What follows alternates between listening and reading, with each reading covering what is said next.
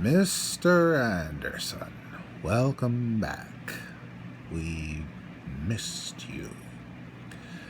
No truer words have been spoken, especially now. I never thought I'd live to do this, but here we go. I'm reviewing a Matrix film. Let's start off with the trilogy. The first one subverted my expectations. I didn't hate it, and I do understand why it got so much accolades at the award show that year. The second one, a bit more of a spectacle than the previous film, but it seemed to lose something. The third one just decided to go nuts, and while the action scenes were interesting, the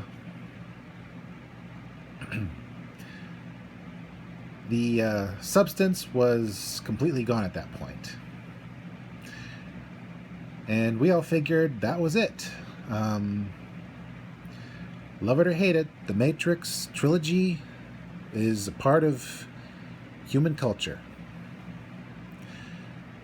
Then they decided to have a proper sequel set years later, and it turned out to be really good. The Matrix Resurrections basically reveals the fact that Neo's alive, and while things are better in the human and the machine worlds than they were at the end of the previous film, things aren't perfect. Things are transpiring that will destabilize both worlds, and it's up to Neo and his new crew to figure things out. Let's start with the cast. Once again, Keanu Reeves and Carrie-Anne Moss are basically the leads. Although, technically they could also count as supporting cast because the new crew take the spotlight. And thankfully, old and new cast members work really well together. The new crew feels a little more human than the cast of the original film, or the old crew, I should say. They have a new Morpheus, and he's a lot less, what's the word I'm looking for, wooden than Curtis the Singing Cowboy. I'm sorry, dude, but you'll always be Curtis to me. Anyway, this new Morpheus is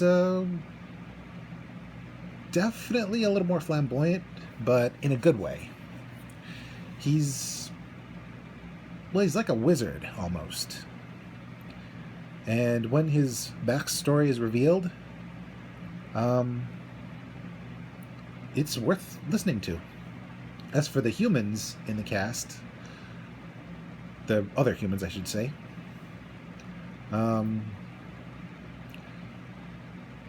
everyone just felt like they'd been through some things. I hate it when my tongue stops working.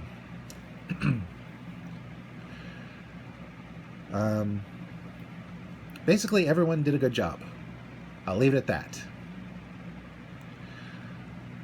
As for the villains, Smith returns in a new form, and he is a lot more, what's the word? Comic bookish, but in a good way. He's not Elrond, that's for sure. But he does a good job.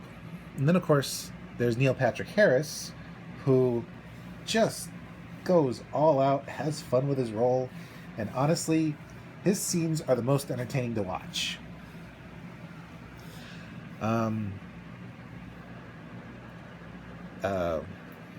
The fight sequences are a little more up close and personal, and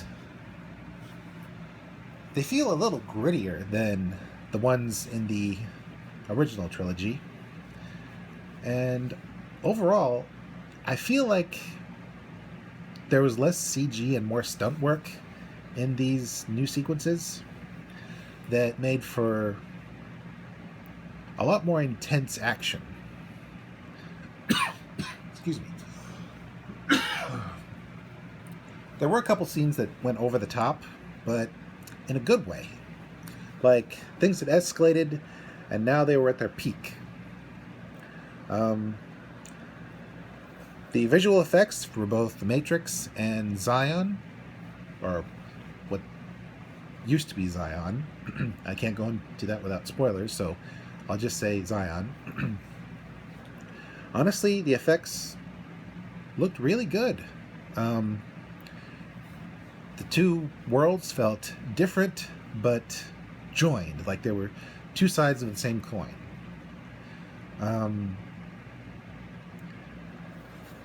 The classic trappings of the Matrix were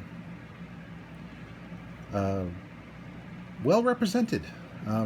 It felt familiar, but not like a carbon copy, you know? Everything new that we experienced wasn't forced. References weren't cut and paste, so they gelled well with the overall story. And things felt like that this world... Let me start over. Things felt like the world of the Matrix had advanced. Like the time they had mentioned had really passed. And